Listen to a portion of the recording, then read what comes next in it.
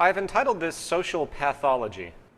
I decided to use the metaphor of disease to describe the current state of social affairs and the trends it foreshadows and perpetuates. I was first introduced to this idea of relating social disease to a social state, to a cellular state by a man named John McMurtry, who wrote a book called The Cancer Stage of Capitalism. The rationale is pretty simple. Just as human beings have to deal with pathogens invading and harming their life system, so too does the social system we all share. Of course, these societal diseases are not generated by ways of physical germs or the like. Rather, they come in the form of presupposed principles of preference, cultural memes that transfer from one to another based on values and hence belief systems. These memes, or patterns of perspective and behavior, are what eventually result from or comprise the cultural manifestations around us, such as the ideas of democracy, Republicans, Democrats, the American dream, etc. In Chapter 1, we will examine the symptoms and hence diagnose the current stage of disease we are in. Then in Chapter 2, we will establish a prognosis, meaning what can we expect from the future as the current pathogenic patterns continue. And finally, in Chapter 3, we will discuss treatment for our current state of sickness, and this is where the concept, of course, of a resource-based economy will be initially examined. However, as an introduction to this, I'm first going to describe what I call the invisible prison. This is the closed intellectual feedback system, if you will, that consistently slows or even stops new socially altering concepts from coming to fruition, stops progress. Let me explain. The social order as we know it is created out of ideas, either directly or as a systemic consequence. In other words, somebody somewhere did something which generated a group interest, which then led to the implementation of a specific social component, either in a physical form, philosophical form, or both. Once a given set of ideas are entrusted by a large enough group of people, it becomes an institution.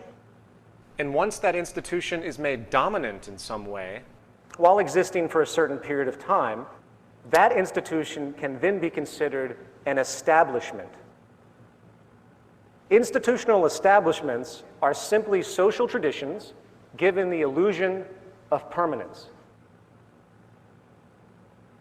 In turn, the more established they become, the more cultural influence they tend to have on us, including our values and hence our identities and perspectives. It is not an exaggeration to say that the established institutions governing a person's environment is no less than a conditioning platform to program, if you will, that person with a specific set of values required to maintain the establishment. Hence, we're going to call these established value programs. I have found the analogy of computer programming to be a great way to frame this point.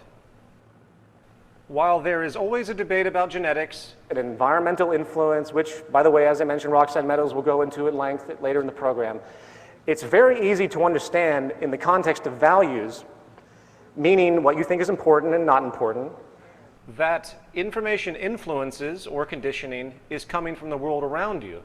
Make no mistake, every intellectual concept which each one of us finds merit with is the result of a cultural information influence, one way or another. The environment is a self-perpetuating programming process, and just like designing a software program for your computer, each human being is advertently and inadvertently programmed into their worldview. To continue the analogy, the human brain is a piece of hardware, and the environment around you constitutes the programming team which creates the values and perspective.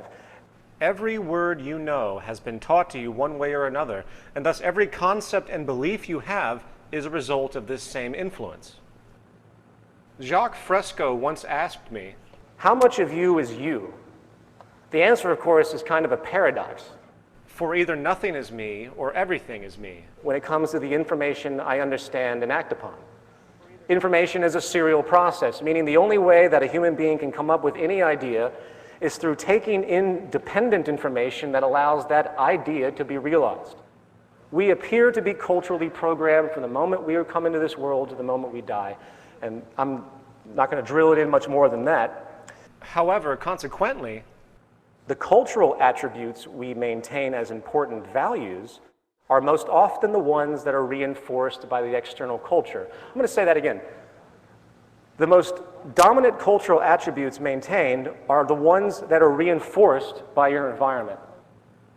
If you are born into a society which rewards competition over collaboration, then you most likely will adopt those values in order to survive. The point is, we are essentially biochemical machines. And while the integrity of our machine processing power and memory is contingent in part on genetics, the source of our actions come fundamentally from the ideas and experiences installed on our mental hardware by the world around us. however, our biological computer, the human mind, has an evolutionarily installed operating system, if you will, with some seemingly difficult tendencies built in, which tends to limit our objectivity and hence our rational thought process. This comes in the form of emotional inclinations. You know, I'm sure many people here have heard the phrase, be objective. No human being can be fully objective. That's one of the important things I learned actually from Mr. Fresco. Therefore, there is a very common propensity for us humans to find something that works for our needs, Given this social structure, and then to hold on to it for dear life, regardless of new conflicting information which might rationally expect a logical change to occur. Change tends to be feared, for it upsets our associations.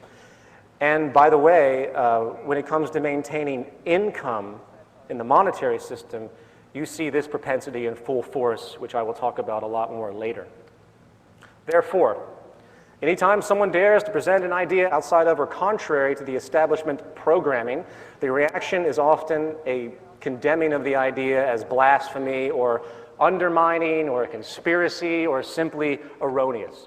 For example, in the academic world, investigation often becomes confined to Self-referring circles of discourse, closed feedback loops, which assume that the foundational assumptions of their schools of thought are empirical. And only these experts, as defined by their established credentials, are considered viable authorities, therein often dominating influence over the public opinion.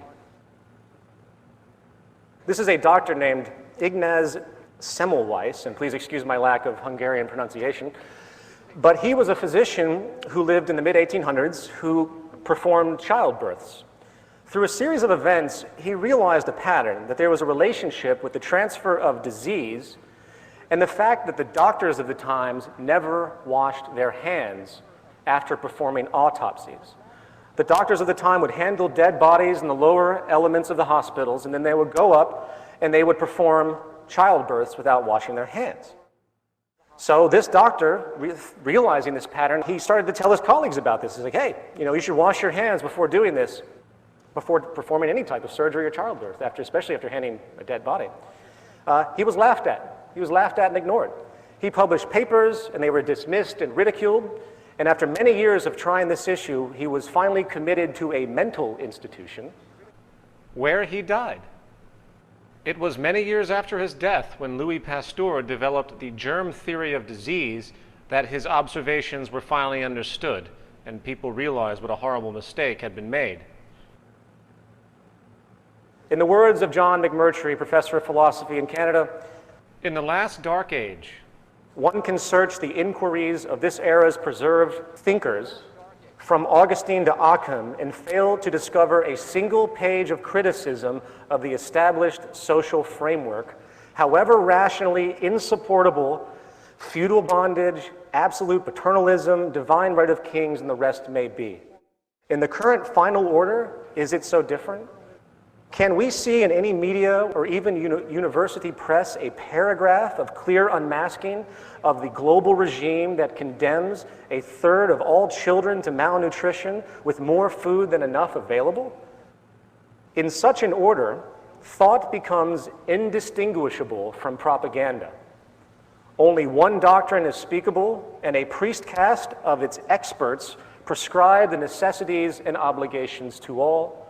Social consciousness is incarcerated within the role of a kind of ceremonial logic operating entirely within the received framework of an exhaustively prescribed regulatory apparatus protecting the privileges of the privileged.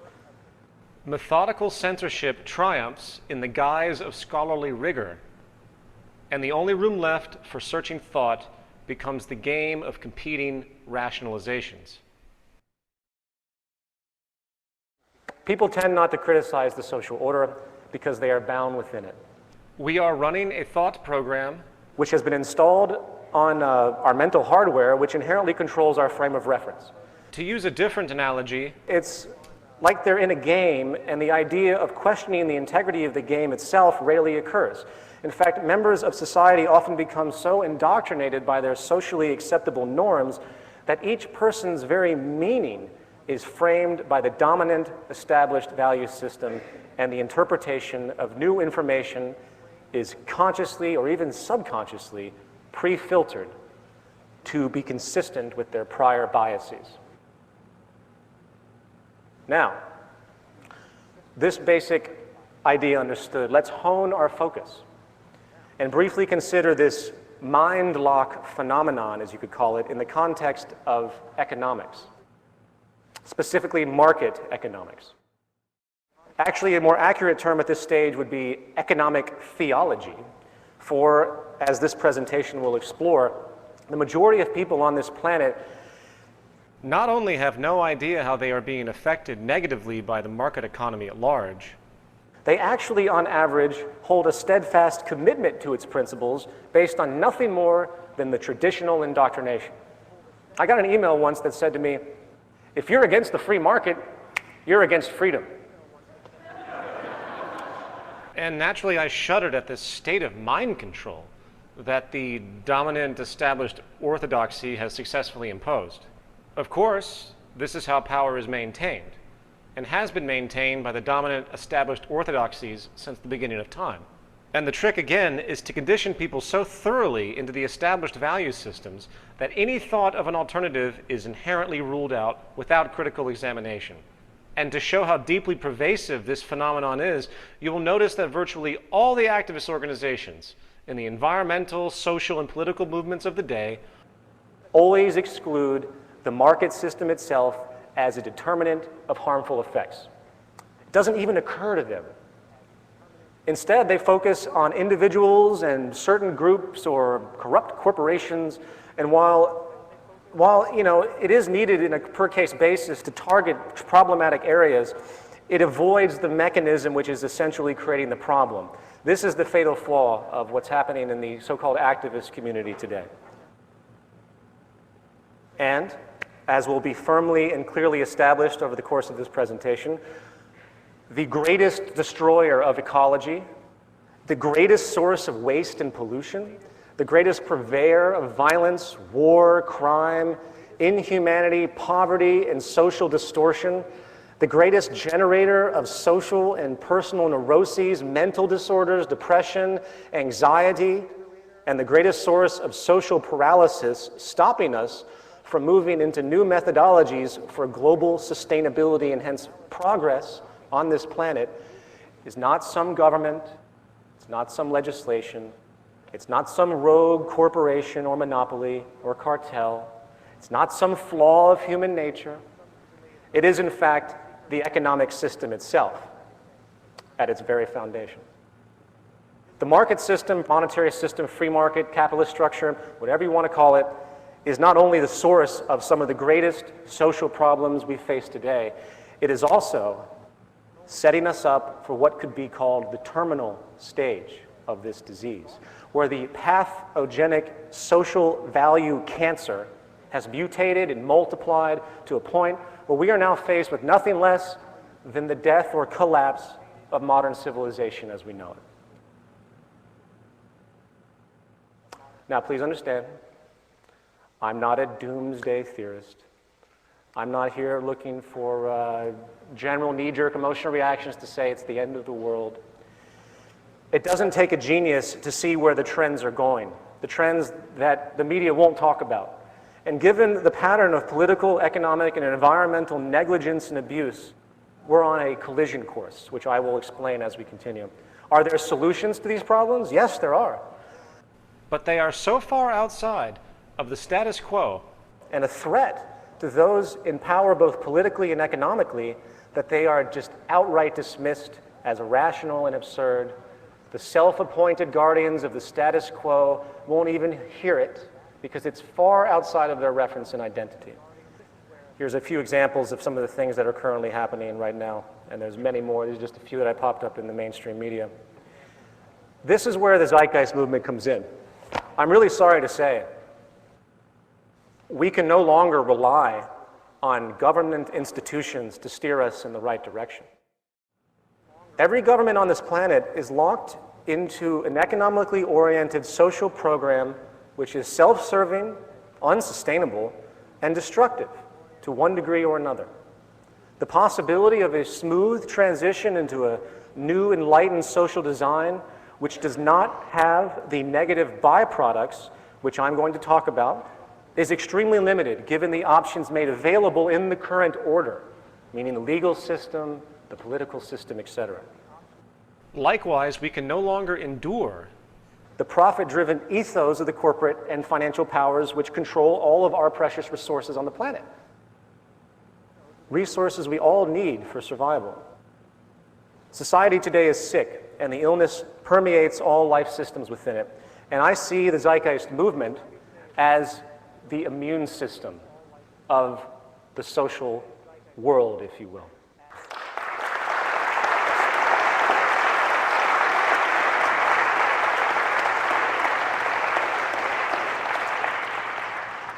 Thank you.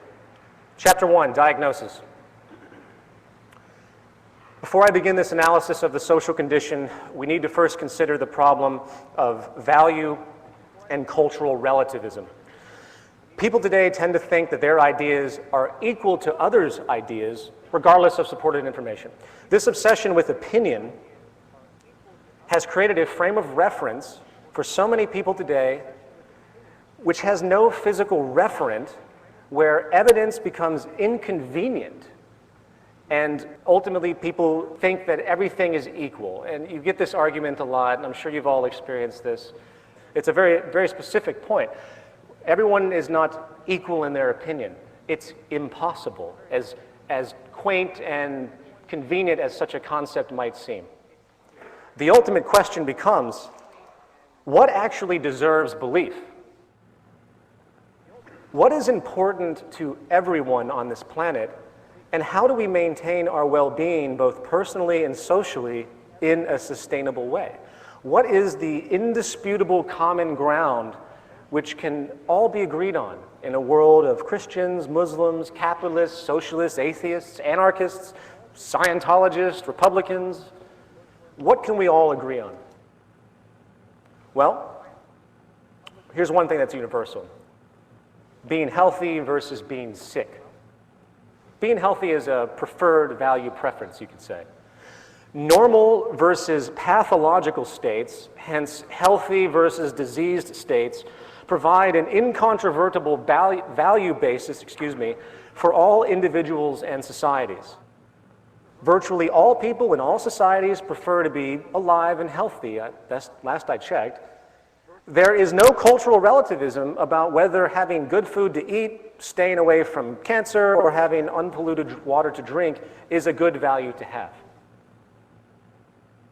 Therefore, our analysis of the health of society is not going to be based on GDP, the Consumer Price Index, the state of the stock market, economic growth, unemployment levels or employment levels, free trade agreements, or any other commonly referenced economic attribute used to claim that society is improving or growing. Instead, we will examine things that actually matter, such as rates of disease, poverty, social capital, trust, conflicts, corruption, planetary depletion, pollution, murder rates, life expectancy, educational performance, imprisonment rates, drug and alcohol abuse, mental illness, etc. These are things that actually matter. So let's begin. Contrary to popular belief,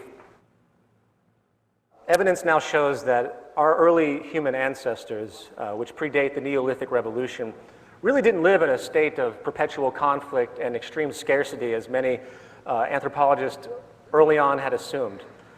In fact, hunter-gatherer societies were in a very unique arrangement, immersed in both a restrictive yet self-regulating environmental paradigm. Before the advent of agriculture, there was very little control over what was available. You didn't have agriculture, you couldn't control the environment. So what happened is a natural balance was in order. And the societies themselves seem to reflect this balance by having, in fact, non-hierarchical, non-competitive, leaderless social structures. In fact, it has been found that their value systems, their social values, were essentially based on equality, altruism, and sharing. And they literally forbid upstartism, dominance and aggression, and egoism. We know this today because of anthropological research done on remaining hunter-gatherer societies around the world, such as the Piraha, which is how it's pronounced, out of Brazil. Amazingly, it appears that well over, and this is an important point, for anyone that tells you that the current system is natural, for well over 90% of the human being's existence, human species' existence, on this planet as we know it, we were within social organizations that did not use money, that did not have hierarchy, and they even had counter-dominance strategies where the majority would work together to shut down any individual that was trying to gain power and control. Pretty much a reverse of what we have today. The Neolithic Revolution changed all of that. It provided human beings with an ability to control their environment more intently. The sustenance of life could now be cultivated essentially at will.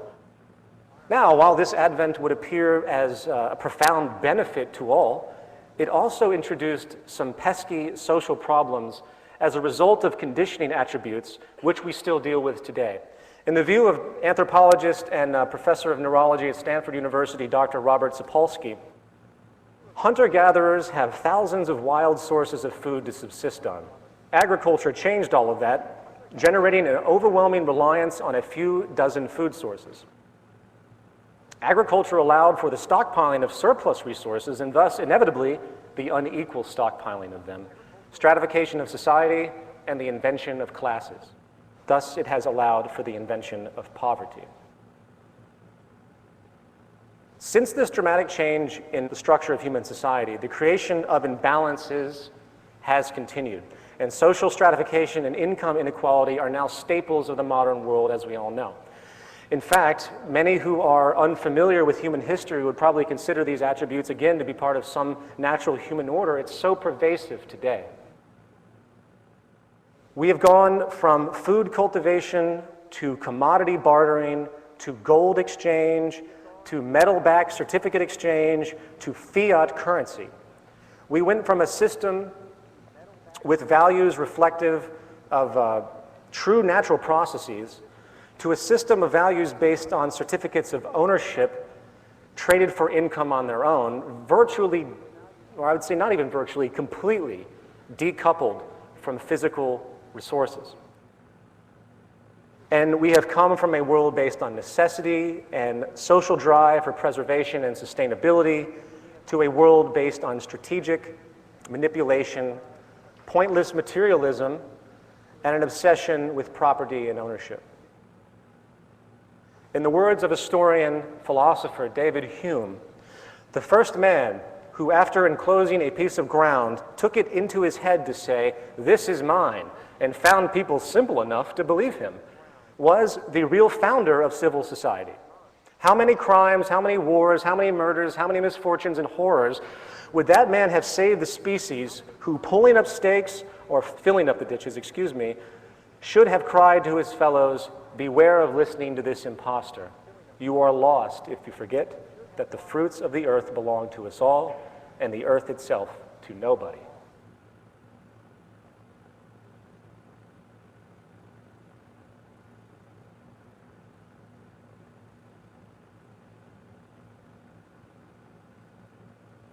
Moreover, scarcity is now a driving force for commerce.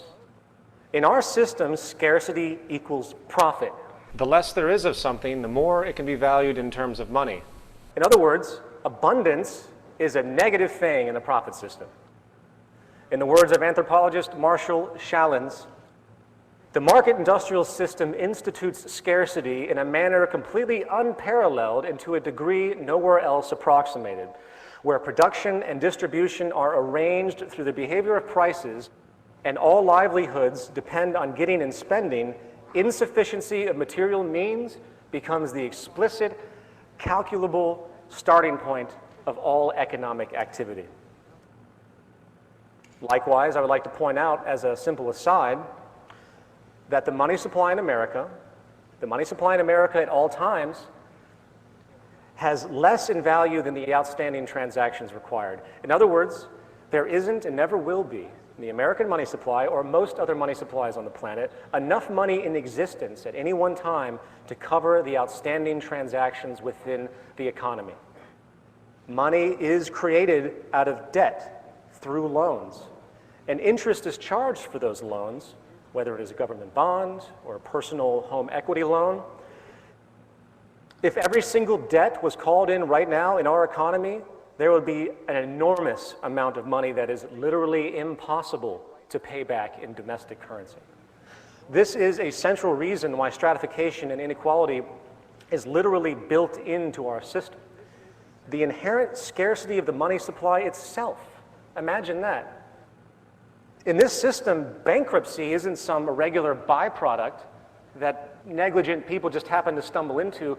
It is an inevitable built-in attribute. It's a game of musical chairs. I hope that's clear.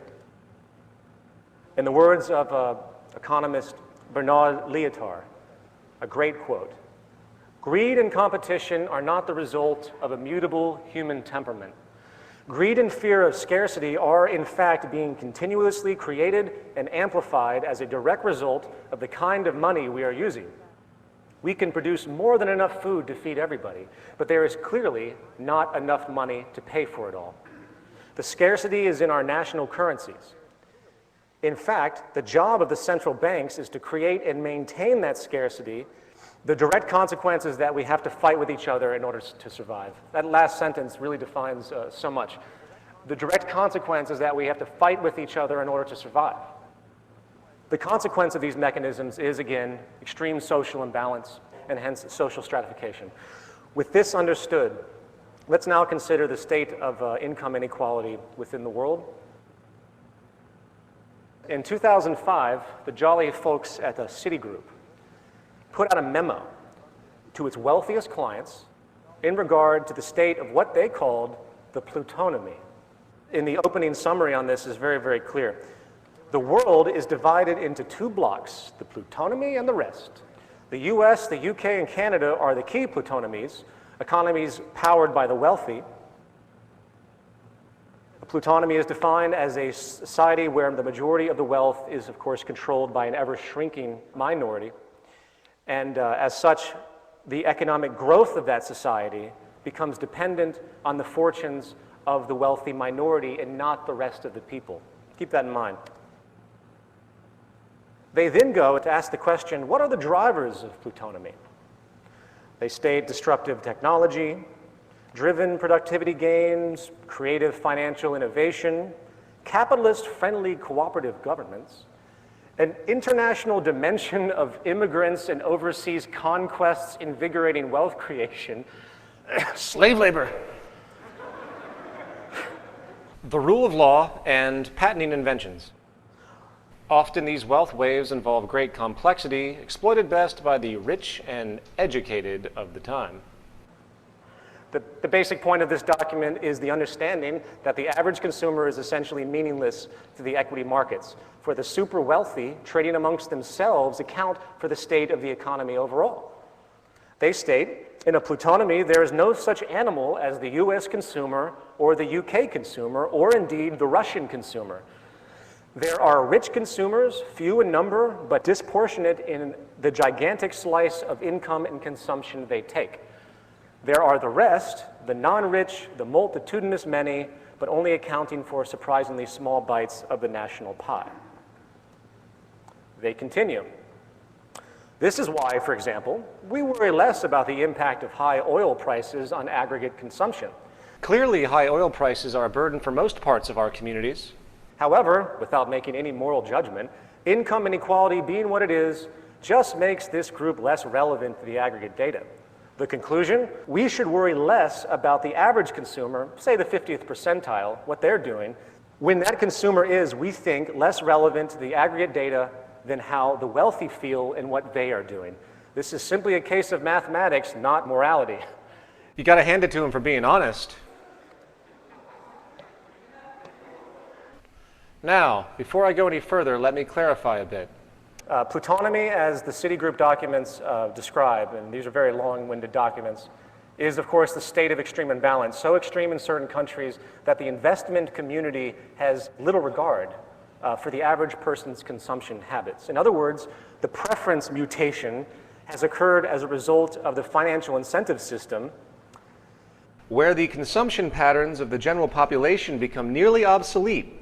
In the interests of the wealthy, where they, the wealthy elite, the plutonomy, can now just trade amongst themselves and forget about the lower classes.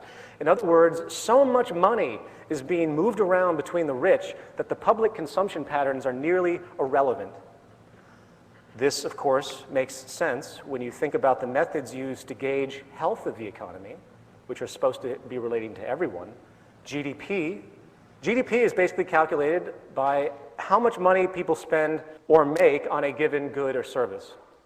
So using the example of net worth, if you have the top 1% controlling 35% of the financial wealth in America, with the next 19% controlling 50%, leaving the bottom 80% with 15%, you have 20% of the American population controlling 85% of the money. And this is what Citigroup figured out. This very small section of the population is what actually powers everything. What this means is that the financial system has little incentive inherently to care about the actions or well-being, essentially, of 80% of the public.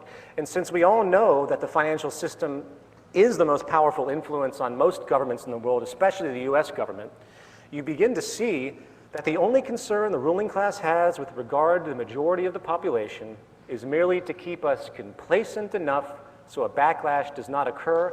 And I'm not projecting this. Citigroup makes us very aware of this explicitly when they state, we see the biggest threat to plutonomy as coming from a rise in political demands to reduce income inequality, spread the wealth more evenly, and challenge forces such as globalization, which have benefited profit and wealth growth. But don't worry, they're not too concerned.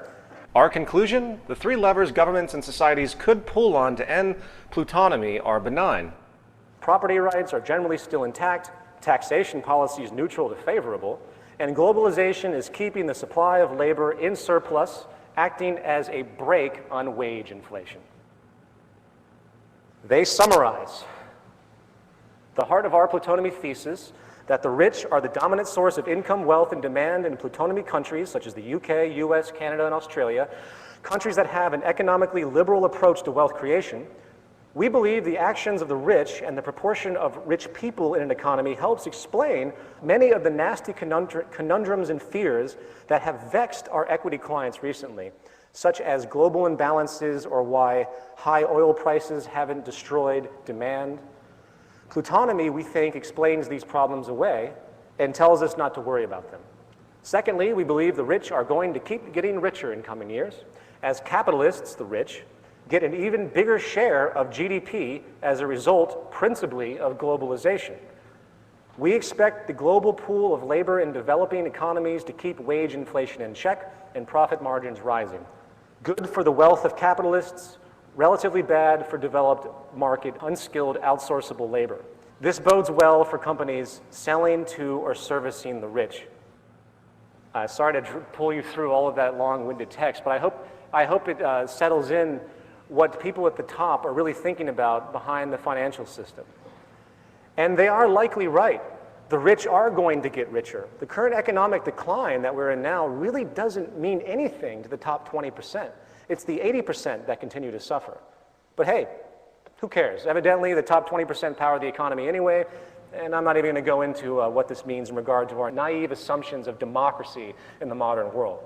In fact, in the words of former Supreme Court Justice Louis D. Brandeis, I believe is how you pronounce it, we can have democracy in this country, or we can have great wealth concentrated in the hands of a few, but we cannot have both.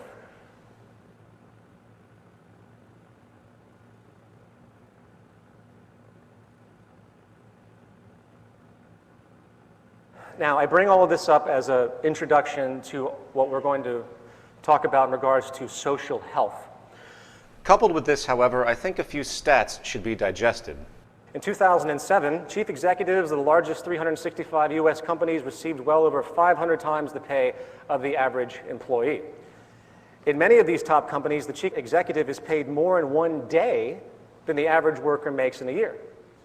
The Walmart family, which is about 6 people, the Waltons, has a combined fortune estimated at about $90 billion in 2009, according to Forbes. The combined wealth of the lower 40% of the U.S. population is only $95 billion.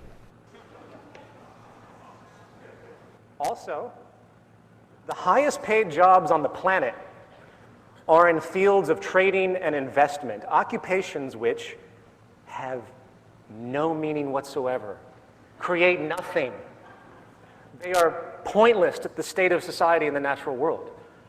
In 2005, the average annual take-home pay for managers of the top 26 hedge funds, aka gambling casinos, was $363 million each. Compare that to the average medical doctor, which makes about $150,000 a year, and the biological research scientists, which are looking for cures and treatments for diseases, which makes only about $68,000 a year. You get the point. Income equality is here, and it is growing, and it appears to be unstoppable when you look at the mechanisms of the financial markets and the culturally accepted reality of tremendous wage differentials among different fields. So now, we present the question. What does this mean to our health, to our well-being? Groundbreaking research by Richard Wilkinson and Kate Pickett of the UK in the area of social inequalities in health and the social detriments of health has given us some profound realizations about what it means to have a society based and driven by inequality. To summarize this groundbreaking research, the common view that social problems are caused directly by singular material conditions such as bad housing or poor diets or lack of educational opportunities and so on is being overturned. The idea that more wealthy societies do better than poorer societies in regard to health in general is not the case. The social problems abundant in rich, highly stratified countries are largely caused by the scale of material differences between people within society itself. The problem is not absolute income, but rather the problem of relative income. If you compare groups of people with the same income in different countries, you find that those in more unequal countries do much worse than those in more equal countries with the same income. It appears to be a psychosocial phenomenon. Inequality seems to make countries socially dysfunctional. And as based on measures of societal health, crime rates, and well-being, it is safe to say, as you will see me point out, that really our current structure is nothing more than a social failure. Life expectancy. On this chart, we see a specific set of wealthy countries. I apologize for those that can't read this in the back. I'll do my best to point out what is going on here. Basically, the y-axis you see is life expectancy, and the x-axis is income inequality going from left to right, low to high. Life expectancy, bottom to top, of course, low to high. As you can see in this, Japan has the lowest amount of income inequality, but with a staggeringly high life expectancy. While Singapore, trumping only the United States in this particular set of countries analyzed, which are mostly wealthy countries, has the greatest income inequality, and the regression line in the middle shows clearly how the patterns moving from lower inequality to greater inequality reduces the life expectancy of all of these countries. Drug use. We see the United States as having the highest level of inequality based on the sample set, while also being within the top 4 of countries with the most illegal drug use: US, New Zealand, Australia, and the UK. While in the lower echelon, you have Japan, Sweden, and Finland, which have the least amount of inequality and the least drug use. Well, Greece is in there too. It's the trends that are important here. You can see the clear regression line. I want to expand on this particular one. The reasoning for this, there was a study done in 2002 with macaque monkeys. In this study, 20 monkeys were observed and analyzed in regard to social hierarchies that developed in different circumstances, noting which animals were dominant and which were subordinate. The result was that the monkeys that had become dominant had more dopamine activity in their brain than they had exhibited before they became dominant, while the monkeys that became subordinate showed very little changes in their brain chemistry. In turn, after teaching the monkeys how to administer cocaine to themselves through levers, it was found that the subordinate monkeys took in much more cocaine than the dominant monkeys. In other words, it's a form of self-medication. Let's continue on to mental illness. Mental illness is much more common in more unequal countries. Once again, we have the US at the peak of mental illness. We have Japan at the lowest echelon. As you can see from this chart, mental illness and inequality are very much correlated. A quick glance at SSRI antidepressant drug visits to doctor's offices among adults 18 years of age or older in the United States from 1995 to 2002 shows a clear trend of growing dependencies on antidepressants. The most common type of disorders, of course, are anxiety and depression. A psychologist by the name of Jean Twenge did an interesting study which proved that Americans are much more anxious than they used to be. A survey of college students from 1952 to 1993 across 52,000 students found that students today were more anxious, than 85% of the population at the beginning of the study, meaning 1952. By the late 1980s, the average American child was more anxious than the child psychiatric patients of the 1950s. As far as depression, a study called Time Trends in Adolescent Mental Health found that in Britain, depression among people in their mid-20s was found to be twice as common in a study of 10,000 or so people born in 1970. 10,000 people study, twice as common in 1970 as it was in 1958. It also found that in general, psychosocial disorders affecting young people have risen substantially over the past 50 years. In Germany, Italy, Japan, and Spain, 1 in 10 are deemed mentally ill in a year. In the UK, it's 1 in 5, and in the US, it's 1 in 4. Across entire populations, rates of mental illness are 5 times greater in the most unequal countries compared to the least equal. Now, of course, I know what you're saying. What about genetics? I think Richard Wilkinson summed it up very well. Although mental illness can be affected by changes in the levels of certain chemicals in the brain, nobody has shown that these are actually causes of depression, rather than changes caused by depression. Although some genetic vulnerability may underlie some mental illness, this cannot by itself explain the huge rise in illness in recent decades. Our genes cannot change that fast. And let's move on to the idea of trust. Another word for this is social capital. Social capital is defined as an attitude, spirit, or willingness of people to engage in collective civic activities. Hence, there's a strong trust relationship. As you can see in the chart, those that feel they can trust one another are much more common, naturally, in societies that have less inequality. This, of course, is beyond obvious, as I'm sure many would agree. Naturally, with greater inequality, people are less caring of one another. In fact, mistrust and inequality, I think, reinforce each other. Now, this point is probably enough for a 1-hour lecture in and of itself. What is a society if people cannot trust each other?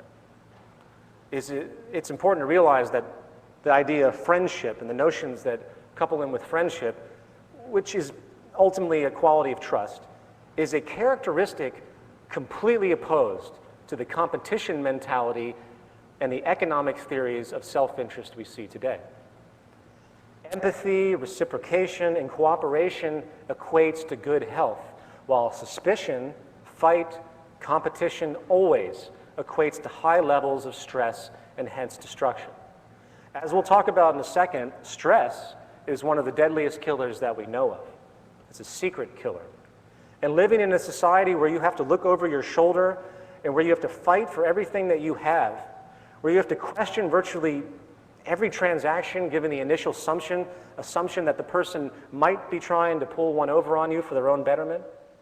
The fact of the matter is we thrive socially on trust and cooperation, provably by health standards. And social structures which create relationships based on inequality, inferiority, and social exclusion are inflicted with the greatest deal of social pain and neuroses. Let's move on to educational scores. This one's very interesting. Not only do more unequal countries have worse educational attainment, kids are more likely to drop out of school as well. Interestingly, class distinctions and their effect have become very obvious in this regard. For example, a study was done in 2004 where they took 321 high-caste Indian boys and put them with 321 low-caste Indian boys, and they were given a task of solving a certain problem. The first time they did this, the caste relationship, the social status, was not announced to these children. They had no idea who was around them. And you can see the caste unannounced, low caste actually beat the high caste. The second time they did it, the results were dramatically skewed. As the lower caste did much worse than before, while the higher caste did better. This is psychological. It's a psychosocial superiority relationship that has been repeated many times in many cases through other studies, which has the exact same consequence. People are greatly affected by their perceived status in society. When we expect to be viewed as inferior, very often we perform as such. Homicide rates. As you can see, the United States blows everything out of the water when it comes to homicide rates. And obviously, if you look at the regression trend, homicide rates are naturally more common in unequal societies. In fact, violence itself is probably the most established attribute of social inequality over any of the things that we're talking about in these examples. James Gilligan, who was a prison psychiatrist for 25 years, and he is currently director for the Center for Study of Violence at Harvard University, had this to say about his experience dealing with violent criminals to the extensive length that he has. The prison inmates I work with have told me repeatedly, when I asked them why they have assaulted someone, that it was because he disrespected me. The word disrespect is central in the vocabulary, moral value system, and psychodynamics of these chronically violent men. I have yet to see a serious act of violence that was not provoked by the experience of feeling shamed and humiliated, disrespected, and ridiculed, and did not represent an attempt to prevent or undo this loss of face, no matter how severe the punishment. For we misunderstand these men at our peril if we do not realize they mean it literally when they say they would rather kill or mutilate others, be killed, than live without pride, dignity, and self-respect. They literally prefer death to dishonor. It's really easy to see how class relationships, and hence income inequality, can translate into feelings of humiliation, loss of control, disrespect, and ridicule. You know, when someone loses their job, it's often demoralizing. They say, oh, my husband's unemployed, and it's this demoralizing thing, oh, he's unemployed. After all, the very nature of class is hierarchical. In other words, the upper class really looks down upon the lower class, historically speaking. And to be looked down upon is essentially humiliating. Therefore, it should be no surprise why the United States has the largest number of homicides in the world, given its extreme income inequality. And this leads us to rates of imprisonment. The trend is very acute as well. Obviously, as we can see, imprisonment rates are much higher in unequal countries. The more unequal the country, the more people in prison. However, what is interesting about this reality is that it doesn't just relate to rates of crime, which of course is more prevalent in unequal societies, but it also has to do with the punitive attitudes toward the so-called criminal elements of society. In other words, the more unequal the society, the harsher the punishments are for a given offense. And hence, more people are put into prison for longer periods of time than they are in more equal countries. Since 1984, the state of California has built 1 new school and 20 new prisons. As an aside, for those out there who think the prison system might serve some therapeutic rehabilitation role in the modification of human beings and human behavior, I would like to refer back once again to our prison psychiatrist James Gilligan for his perspective. He states, "The most effective way to turn a nonviolent person into a violent one is to send him to prison. The criminal justice and penal systems have been operating under a huge mistake, namely the belief that punishment will deter, prevent, or inhibit violence, when in fact it is the most powerful stimulant of violence we have yet discovered." Now, here's a very interesting one, social mobility. Social mobility has to do with the class relationship that you have upon your birth and how easy it is for you to move up out of that class or lower than that class during your life. In other words, if you're born into poverty, how much of a possibility do you have to become wealthy? Well, as you can see by this chart, the United States, home of the American dream, has the lowest mobility rate.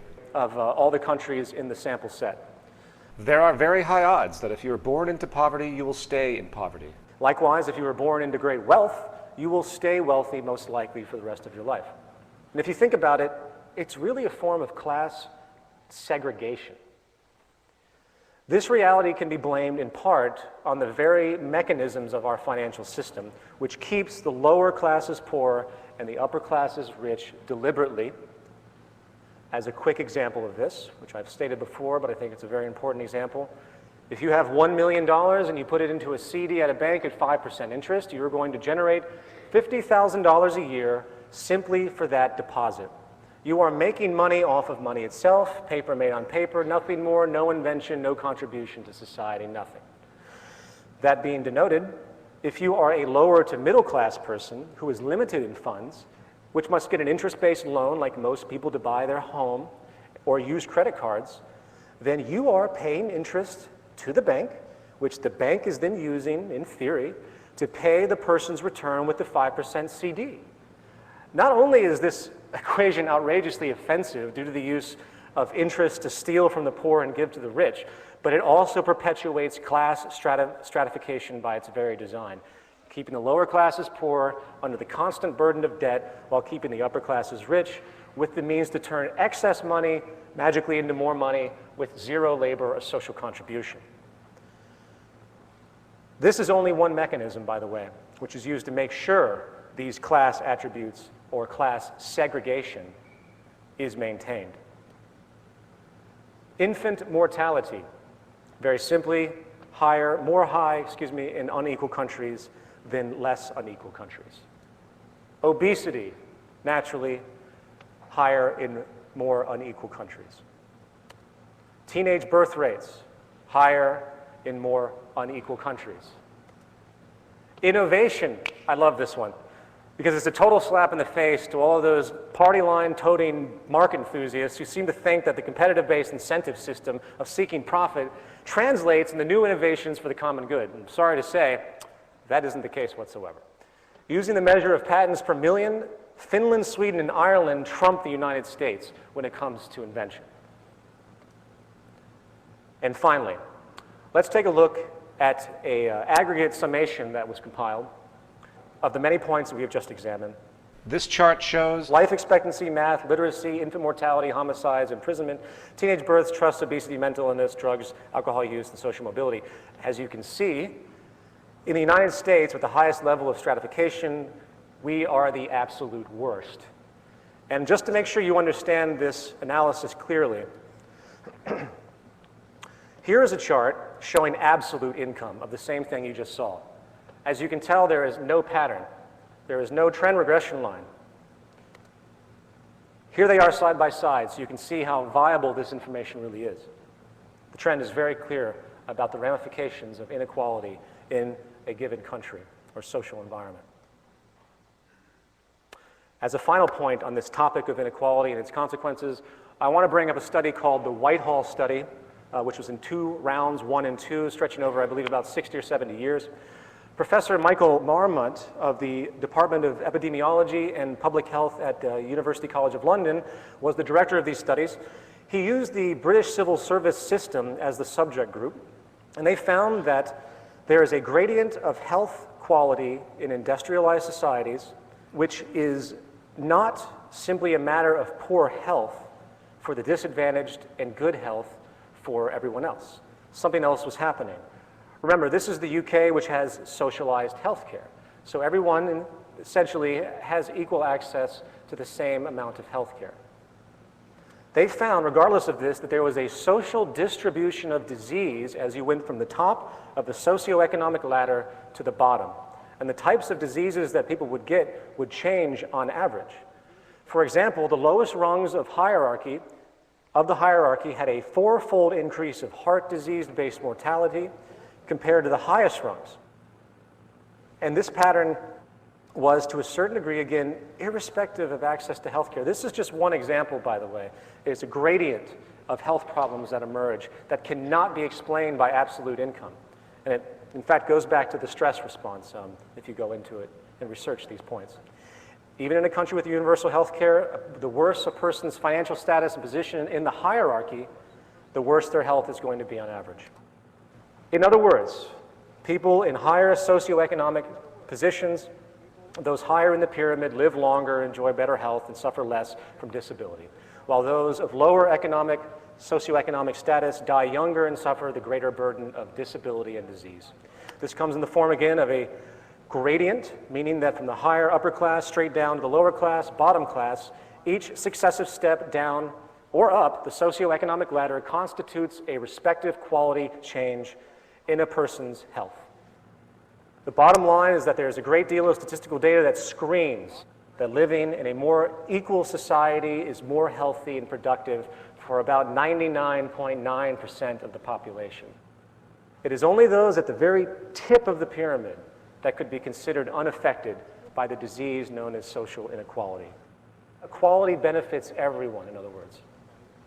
Now, given this reality, it begs the question, what is the actual psychosocial cause of these issues? What are the most dominant mechanisms in place that continually support class division and the neuroses and sickness it generates?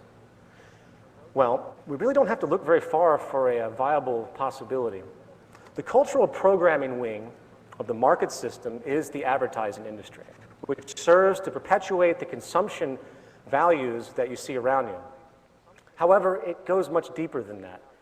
It goes much deeper than just getting people to buy things for a specific company's profit. The fact is, the values of materialism and consumption are of dire importance to the operation of the world economy. Without those values, the system would falter, and let me explain why. At the core of the economy as we know it lies the unalterable requirement for constant, perpetual, cyclical consumption.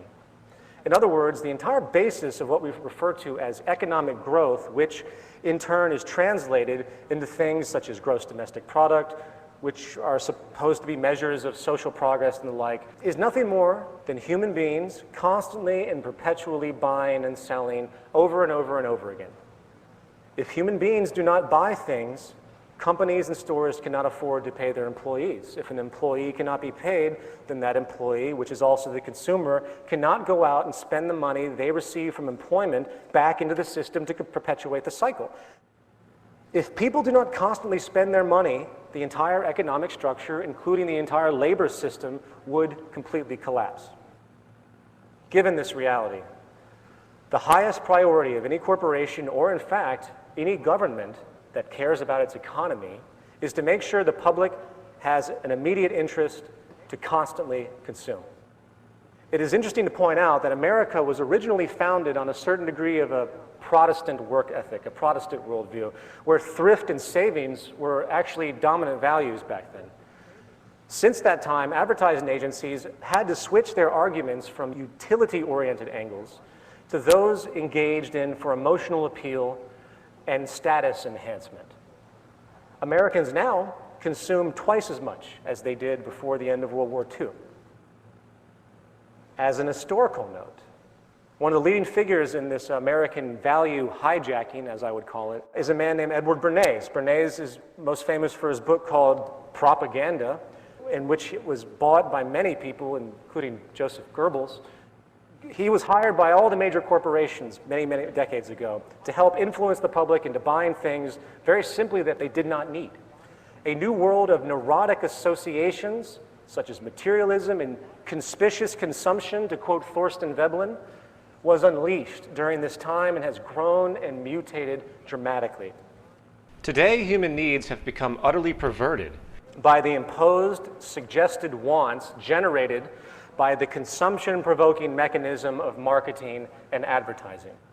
The more dissatisfied and unhappy a population is, the better it is for advertising agencies and corporations. Consumerism feeds on a form of inferiority and self-consciousness. And that translates very literally into identity and social status.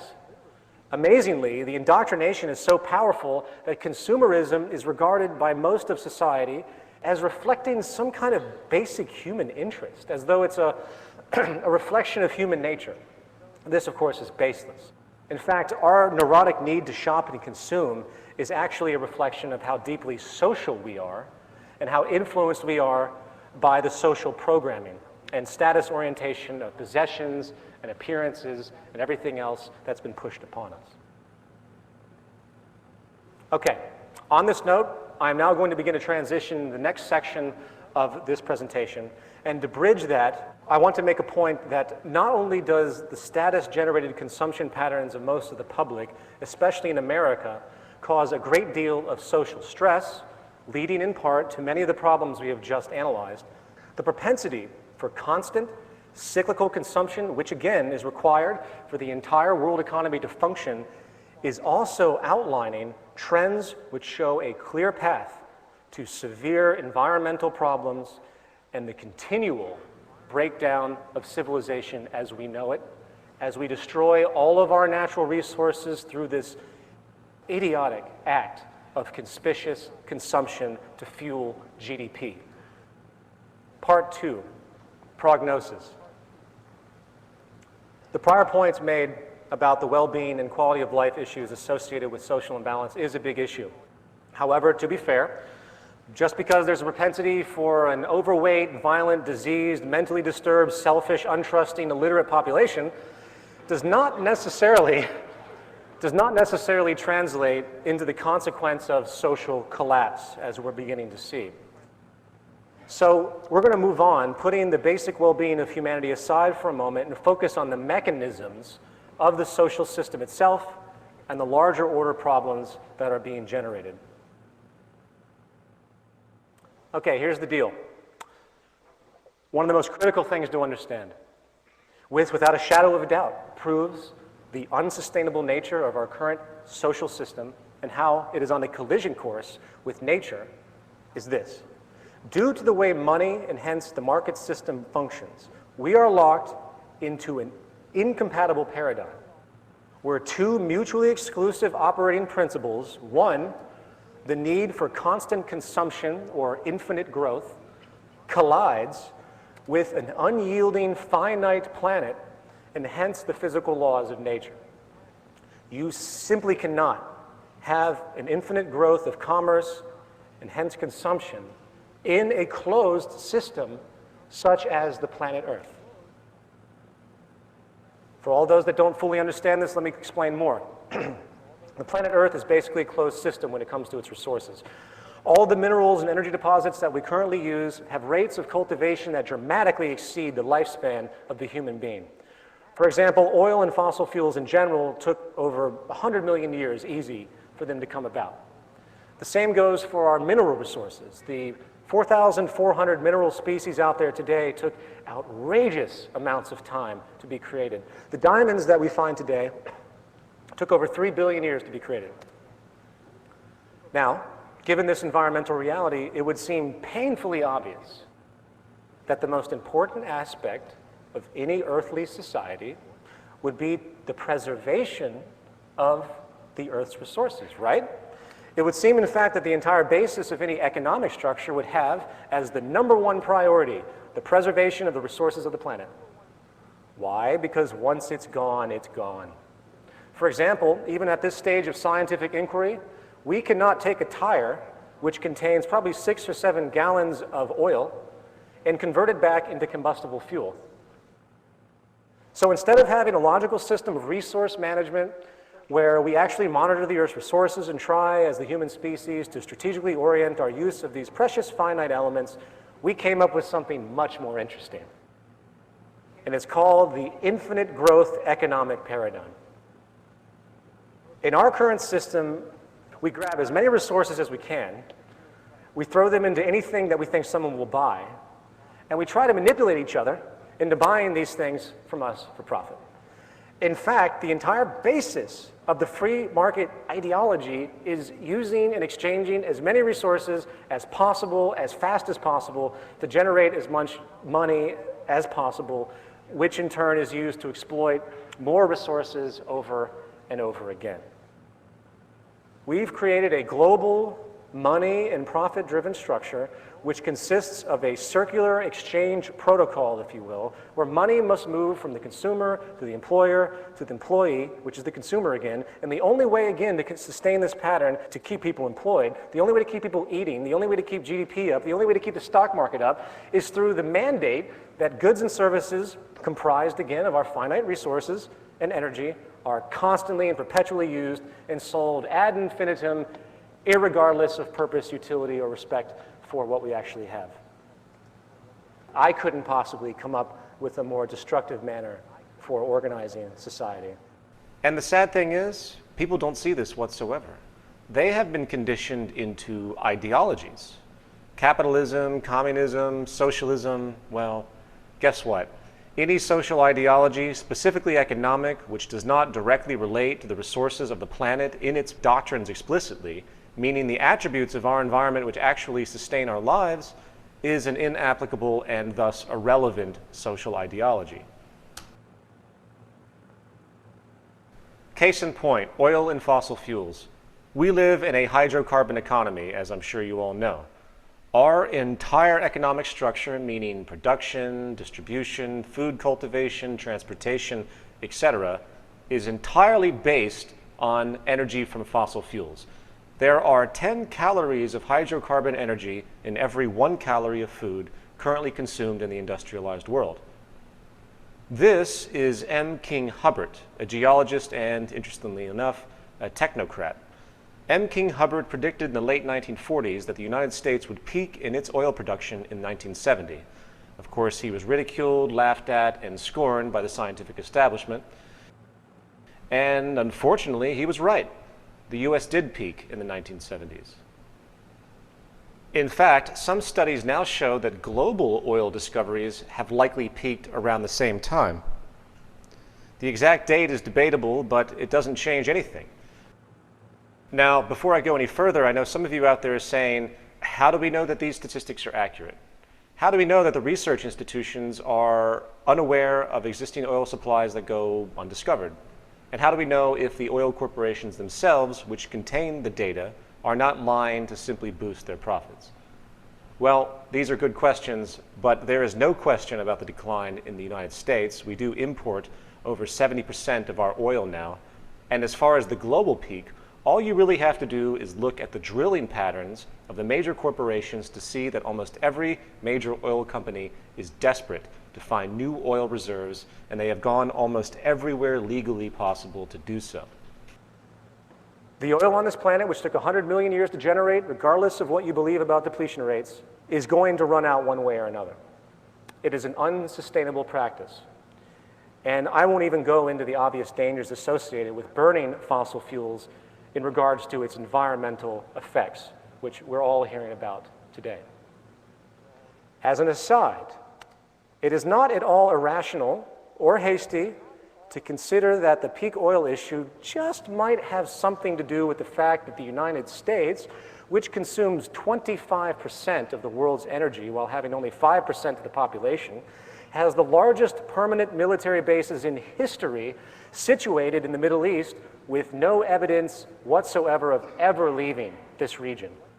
Obama has already stated that he is going to leave 50,000 troops in the Middle East indefinitely. This is the guy that got the Nobel Peace Prize. As we continue in the Middle East to probe and agitate countries which contain, guess what, the majority of the remaining recoverable oil on this planet, such as Iran. Give it some thought. Now, if you take for a moment to consider that peak oil and its relationship to the economic system and geopolitics might be relevant to the U.S. involvement in the Middle East, you'll tend to find the world starts to make a lot more sense. In the words of M. King Hubbard, we are in a crisis in the evolution of human society. It's unique to both human and geological history. It has never happened before, and it can't possibly happen again. You can only use oil once. Soon, all the oil is going to be burned and all the metals mined and scattered. This is obviously a scenario of catastrophe, but we have the technology. All we have to do is completely overhaul our culture and find an alternative to money. We are not starting from zero. We have an enormous amount of existing technical knowledge, just a matter of putting it all together. A non-catastrophic solution is impossible unless the society is made stable. This means abandoning two axioms of our culture, the current work ethic and the idea that growth is a normal state of life.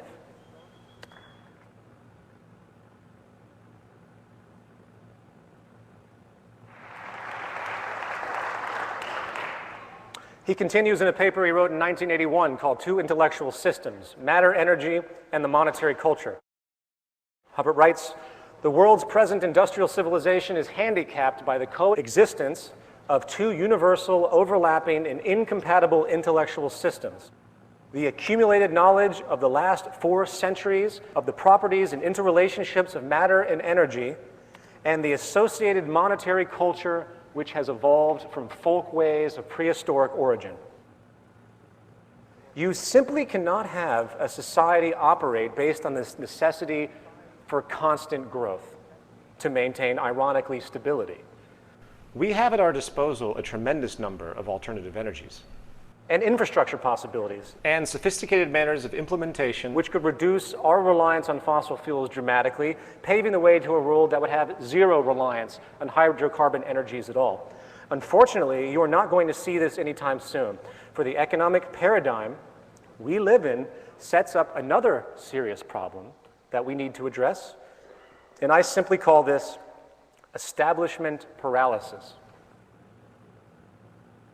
Given our tremendous reliance on hydrocarbon energy at this stage of human evolution, people, when hearing about the obvious problem of depletion, naively brush it off under the assumption that the establishment is actually preparing for a transition out of our dependency on hydrocarbons. Or better yet, that the establishment can actually afford to create a transition. In order to understand the difficulty of moving out of our current established energy paradigm, we must first realize that from a financial standpoint, there is very little motivation to move into a new system. This is the very nature of an established institution in the monetary system.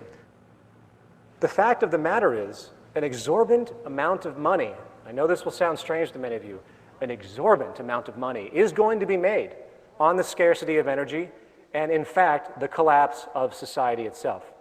Our economic system is predicated on making money on the way up and making money on the way down. Those in power, referencing back to that Citigroup document I talked about, have a propensity to care more about the short-term, short-sighted financial benefits of running out of energy than they care about the pivotal life-supporting attributes that it provides. If you look back at history, you see that the concern over depleting fossil fuels has been talked about for a long time. And many scientists in the 1960s and 70s felt that by the year 2000, we would have an entirely different energy infrastructure. Why didn't that happen? Why is it that the Reagan administration ripped off the solar panels from the White House that Jimmy Carter had installed? Why is it the US government sided with big oil so the electric car would be squashed in the United States? The answer, of course, is that our profit market-based system sets up a natural defensive propensity to stop anything if those changes find the prior establishment to be obsolete. This is likely the most caustic attribute of our current situation, the knee-jerk propensity to stop productive change for the sake of preserving market share and profit for select groups. Think about it. If you start a company, you hire employees, you generate income. What have you done? You've created an institution which yourself and your coworkers rely on for their income and hence survival. Therefore, you will do what you need to protect yourself and your life-sustaining company. It is providing for your standard of living. In other words, there is a built-in short-sightedness.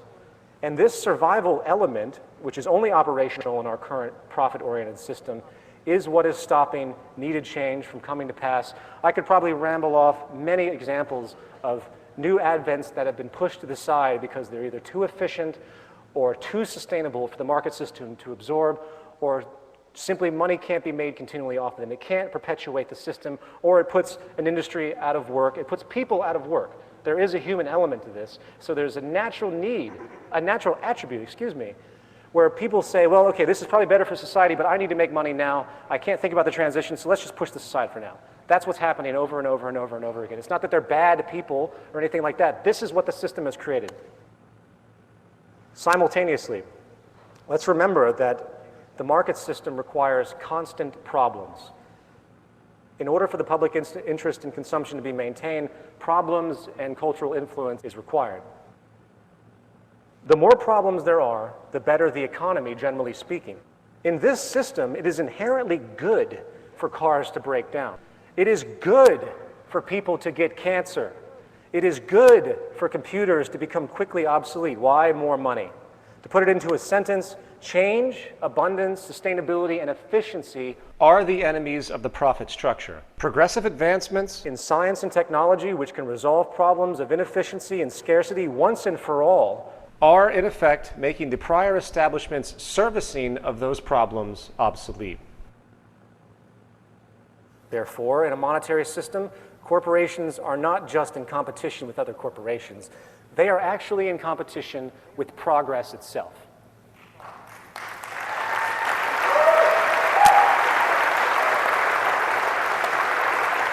Thank you. And again, this is why it's so difficult to have any form of change in a monetary system.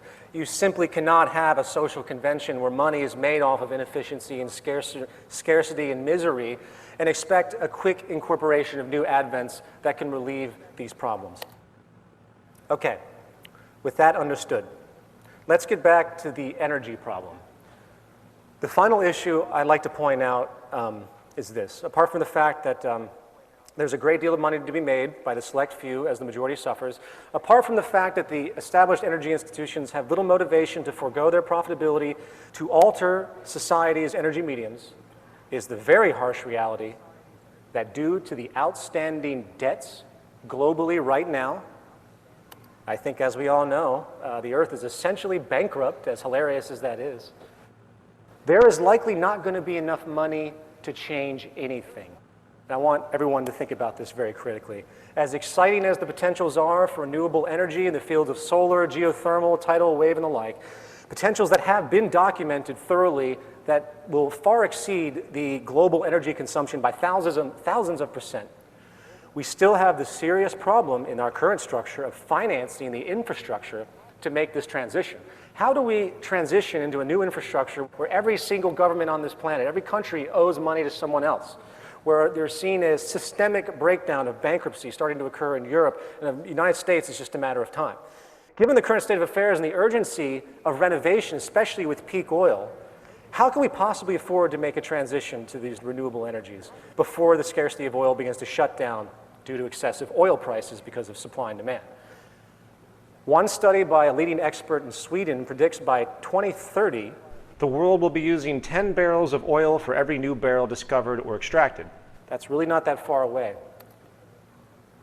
So, how can we expect the United States, with over $12 trillion worth of debt, barely able to cover its interest payments to other governments, with state bankruptcies occurring, near depression-level unemployment, cutting social programs. We're already selling off infrastructure to foreign countries. How can we expect to afford to move into a new infrastructure? I'm using energy as just a singular example. There's many other problems that we have to deal with. In 2008, the executive director of the International Energy Agency stated that it would take $22 trillion in investment to update the global energy supply infrastructure by 2030. $22 trillion. Where is that money going to come from? Do you really think that we're going to get away with just randomly printing more and more money in the central banks and expect no inflationary repercussions or debt collapse repercussions? Remember, all money comes into existence from loans. There has to be an initiator. Every single dollar in all of your wallets is owed to somebody by somebody. And this, again, leads us into the heart of the disease. The economic, monetary-based system, or the game, as I like to call it, because that's all it is. That's all it ever was, a game. And we can change the game anytime we want. We just need to convince those who are winning the game to put down their pieces for a moment and ask themselves if the game they are playing is really going to reward them in the long run. In a report coming out of the AFP, there's growing evidence that the current rate of our resource exploitation indeed has a time frame. The report states, quote, "As it is, humanity each year uses resources equivalent to nearly 1.5 Earths to meet its needs." Said the Global Footprint Network, an international think tank, we are demanding nature's services, using resources and creating CO2 emissions at a rate 44% faster than what nature can regenerate and reabsorb. This means that it takes the Earth just under 18 months to produce the ecological services humanity needs in 1 year. And if humankind continues to use natural resources and produce waste at its current rates, we will require the resources of 2 planets to meet our needs by the early 2030s. A gluttonous level of ecological spending, in their terminology, that may cause major ecosystem collapse, the report said. Now, by the way, I want to point out that people hear that and they have a Malthusian notion. They think that our consumption patterns are somehow inherent and they're not going to change.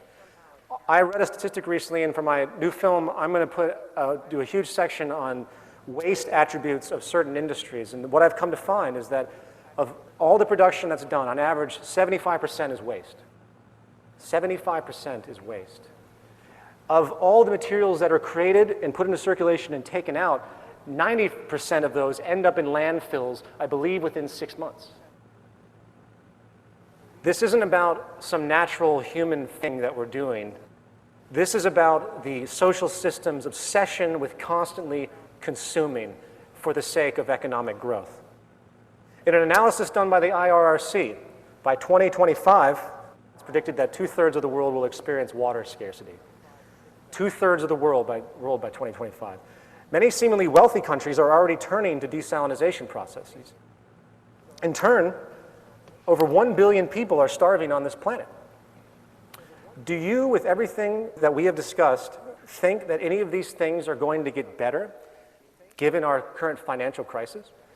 And again, in case you haven't figured it out, the problems of water scarcity and food scarcity is indeed 100% economic. There are many types of desalination processes which could take salt water and convert it into clean water in all of these poor countries. But guess what? No one has any money to implement these types of solutions in poor countries. The same goes for food. We've gotten to a point with scientific invention that we don't even need arable land anymore, which, by the way, is eroding at a rate about 1 inch a year due to the abusive agricultural methods that are being utilized. Please note, it takes about 500 years for fresh topsoil to emerge. Hydroponics and aeroponics alone, if applied correctly, could provide for all the world's people without the wasted water resources in part and the excessive need for nitrogen-based fertilizers.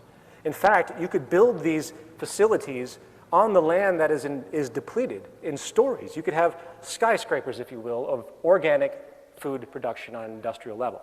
But once again, who has the money to do that? And on an extremely enraging and sad note, the more we experience social breakdown, the more human exploitation, crime, and abuse will occur.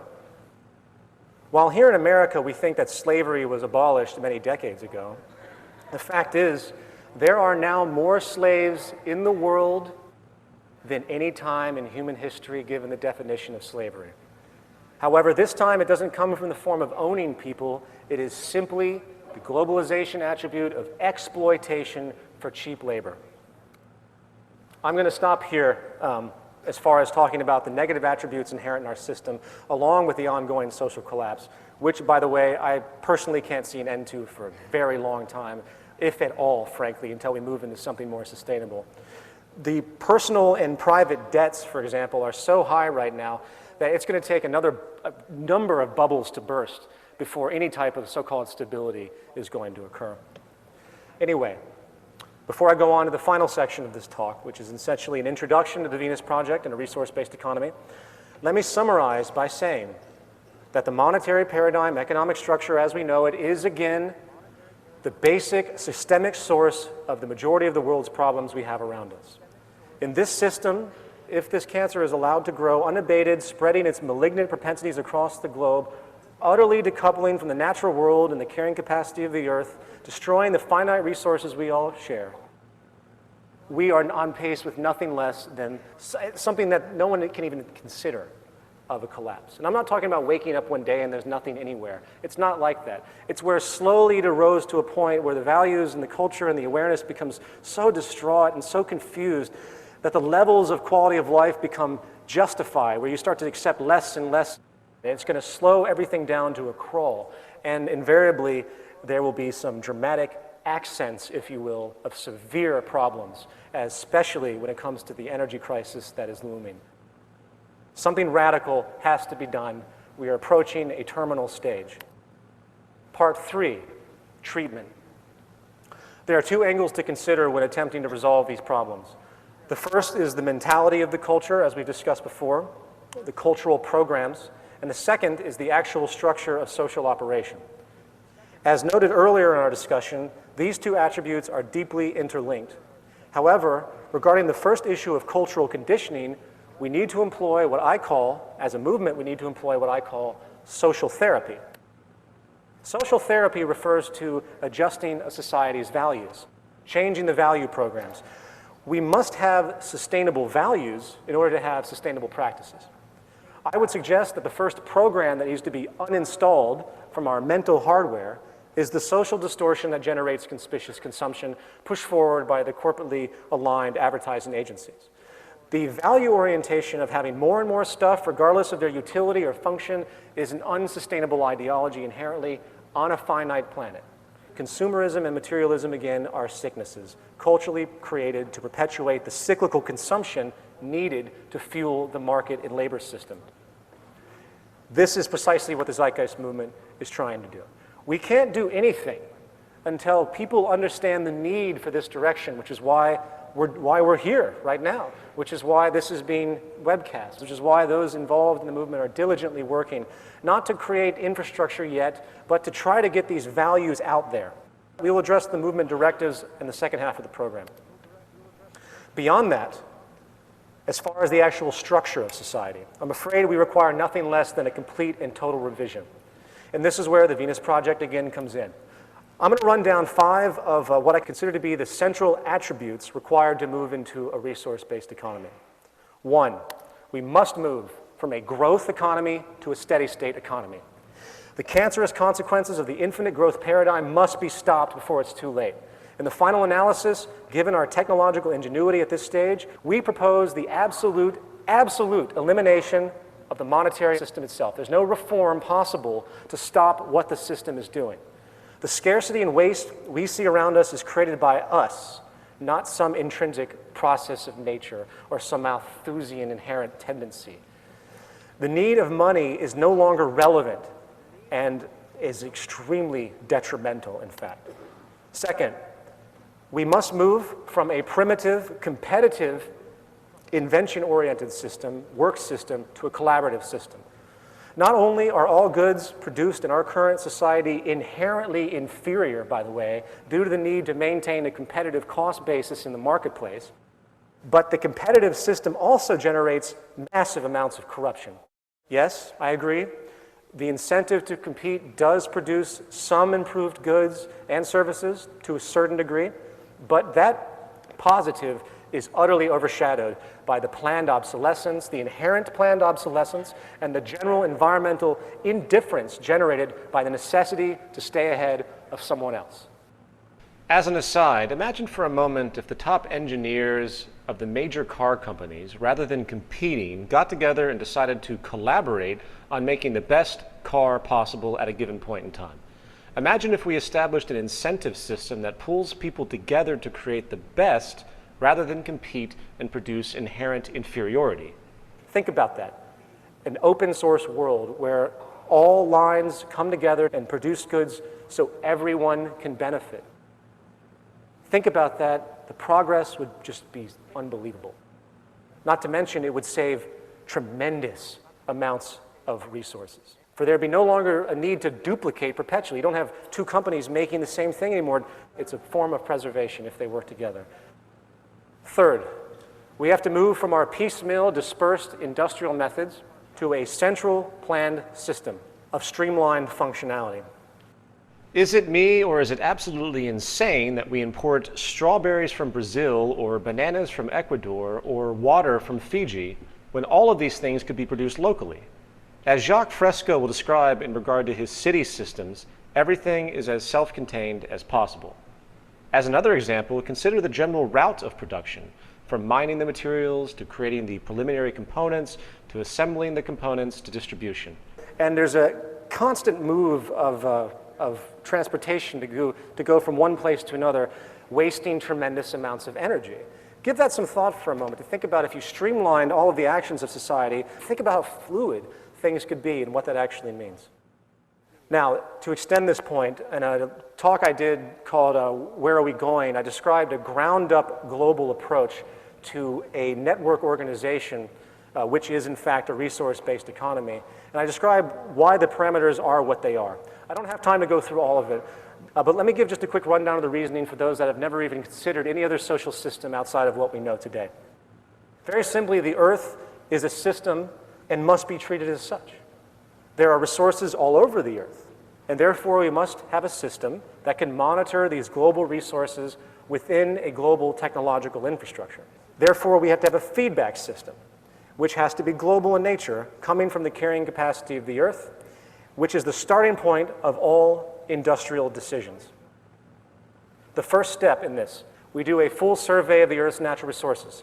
You can't make intelligent decisions if you don't know what comprises the attributes of those decisions. We must first understand the full range and capacity of the earthly components in order to derive inference as to our capabilities. There are many natural resources to consider on the planet, but for now, I want to focus on energy again. Since energy is essentially the fuel of society, this is a good focal point. So what do? We scan the Earth holistically. Yes, we scan the entire planet, listing all relevant energy locations and potentials. The potentials, of course, to clarify, are based in part on the state of technology. I don't want to go into all the technical attributes of harnessing and things like that. For example, solar technology has dramatic potential at this stage due to the advent of nanotechnology. We are seeing a possible exponential increase in this potential where really small solar panels can have up to 97, 98% efficiency in the radiation that they pull in. Moving on. So we have this raw data. What do? We just rate each resource based on its renewability, pollution, and all the factors that have to do with the act of extraction and everything that goes along with it. It becomes self-defining, based explicitly on the goal of sustainability and maximum efficiency. Those resources that have the most negative retroactions are given the least priority in utilization. For example, fossil fuels are no longer needed. They're not renewable. They pollute the environment. Given the tremendous power of geothermal, wind, wave, and solar combined, there is, again, no reason to burn fossil fuels at all. Once we realize this, we move to our third point, distribution and monitoring. Energy distribution and infrastructure projects would logically be formulated based on technological possibility and, naturally, proximity to sources. In other words, if you have wind energy being utilized in Asia, it's not likely going to be delivered to Latin America. So distribution parameters would be self-evident based upon the technology and proximity practicality. Likewise, Again, active resource monitoring done through Earth sensors would allow a constant awareness of our rates of use, the rates of depletion, the rates of renewal, or any other parameter relevant to know. This is pivotal for us to maintain what we can consider a balanced load economy. If the scarcity of any resource is going to occur, we will see it far in advance, and we can forecast it, and we can make proper actions to adjust accordingly before it becomes a very large problem. This idea, of course, is nothing new. You see this in your inkjet printer. Your printer has an ink level, comes up to tell you what you have. And just to show that this isn't some bizarre idea that's impossible, Hewlett-Packard just recently came out with what amazingly they called a central nervous system for Earth, which the first time I heard that sentence was actually out of the mouth of Jacques Fresco. And that's exactly what they're attempting to do in a limited sense. They're trying to develop a wireless sensoring system to acquire extremely high resolution seismic data on land, and this is exactly the direction. It's funny with these things that have been talked about for a long time, and people say, oh, that could never happen, and we see it begin to happen in small pockets, if you will. All we have to do is scale this out and expand it for the needs that we require. Okay, so what do we have so far? We have the locations of our energy resources. We have the outputs and potentials and distribution qualifiers based on strategic usage. You would survey the public to see what they wanted. Just as someone goes to a store, they say to themselves, well, I want this. They get what they need, and it becomes a statistical point. Therefore, it's a dynamic monitoring of the consumption rates. And finally, we have a system of active resource monitoring that reports the state of energy supplies, rates of usage, and other relevant trends. I know I'm moving very quickly with this. If you want to hear a more expanded expression of this point, you can go online and watch the lecture, Where Are We Going? In other words, with this entire concept, we've created a systems approach to energy management on the planet. The system is comprised of real-time data and statistics. The process of unfolding is based not on a person or a group's opinion, not on the whims of a corporation or government, but on natural law and reasoning. In other words, once we establish the interest that survival and hence sustainability is our goal as a species, which I hope everyone here shares, each parameter to consider in regard to resource management becomes completely self-evident from the ground up. It's called arriving at decisions as opposed to making them, which is a subjective act based on incomplete information and very often cultural or personal biases. Using this energy model as a procedural example, and I'm going to start moving very quickly because I didn't realize how long this presentation was. It's already almost 5:30. We would compile this information into a computer database management program. And this will be the logical means to monitor and have automation systems to correct elements that are problematic. We want to eliminate the subjectivity currently dominant in our society. This is like a nervous system. There's no reason to vote on anything. There's no reason to debate anything in Congress. Moving on to point 4. For the sake of humanity and efficiency, we need to stop wasting time on labor processes that are generated by the market system to maintain employment. We need to move into deliberate automation of everything we can. Given the current state of technology today, there is absolutely no reason for a waiter to exist in any restaurant. There is absolutely no reason for anyone to work at the post office. There is absolutely no reason why anyone should be in virtually any factory whatsoever. I've been working on a statistical data set for a project that I'm doing in regard to employment in America, considering what percentage of the current workforce could be automated at this stage of technological know-how, coupled with eliminating occupations that have no social return, such as Wall Street, including all jobs that have anything to do with money.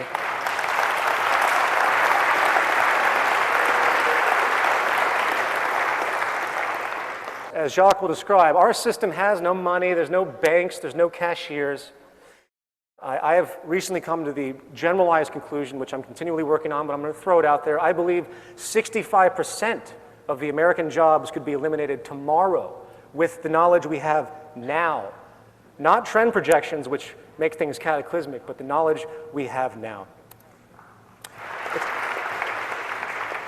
But this isn't just a fanciful notion of say, oh, we can have more free time. There's also a social imperative here. It's a very critical thing to point out that historically speaking, the more that we have moved to automation or what's called mechanization in any industry, the greater the productivity. In fact, productivity is now inverse to employment in many sectors studied, which means it is socially irresponsible not to automate as much as possible, for it allows for greater abundance and efficiency.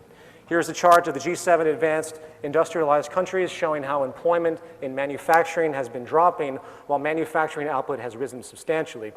And this particular trend is happening across the board, and why wouldn't it? These machines don't need to take lunch breaks, they don't need vacations, they don't need insurance. It makes perfect sense. And as a very quick point, what you're going to tend to find is that the inexpense of machines are becoming so inexpensive now. Technology is exponentially growing at such a rate. In your cell phone, you have a little microchip that's more powerful than the greatest supercomputer that existed 50 years ago. And it's really cheap now. The first great supercomputer costed millions and millions of dollars. People aren't going to be affordable anymore to most corporations. They're going to automate because they can't figure out a way to reconcile keeping human labor anymore, except for ideological things, of course.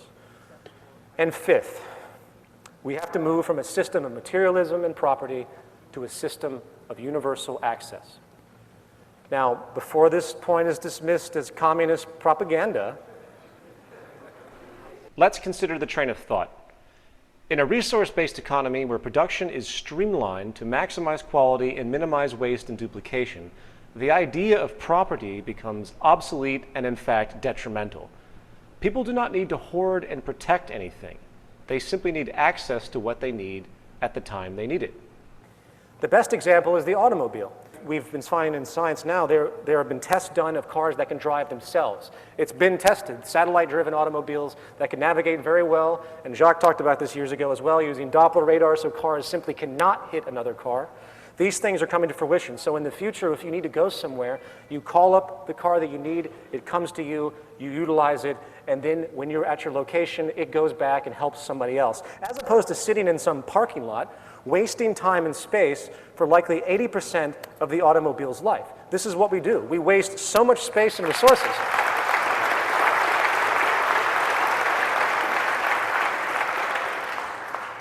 We waste so much space and resources with this primitive concept of personal ownership. It is environmentally detrimental and socially inefficient. And by the way, property isn't an American or capitalist idea. It's really a primitive mental perspective generated from generations of scarcity. People claimed legal ownership because it was simply a form of protection. It's also controlled restriction, in fact. You know, no longer would someone need to live in one place. One could travel the world constantly, getting what they need as they move along. Anything needed is obtained without restriction.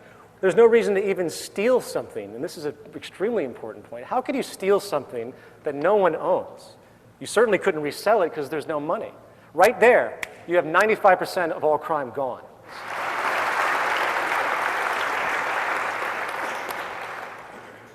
In conclusion, as paradoxical as it may seem,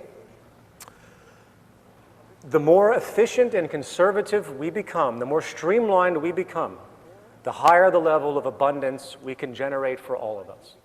Today, around the world, many people often say, I wish we could live like Americans. I know you've heard this before. Well, no.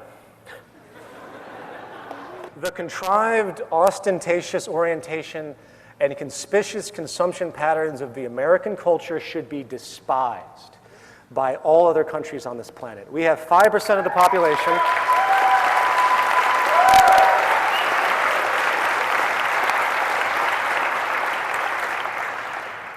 We have 5% of the population and we consume 30% of the world's resources. It's insane. In a resource-based economy where we base our production and distribution on physical reference, starting with the carrying capacity of the earth, where we streamline our labor expression towards things that have a long-term social return, when we get rid of the cancer known as the financial system and start to share our resources in a diligent way, working together, avoiding the false values of materialism and consumption pushed upon our culture, we find that we can provide a high quality of life for everyone on this planet while eliminating all of the central reasons for war, poverty, destitution, violence, criminal behavior, neuroses, it would be the dawn of a world we could actually label a civilization.